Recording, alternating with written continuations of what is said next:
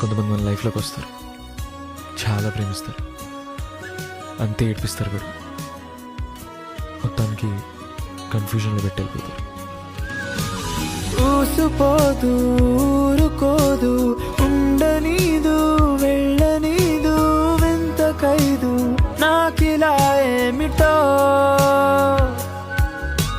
సోయలేదు సోలనీదు వీడిపోదు చేరి రాదు చింతపోదు నాకిలా ఏమిటో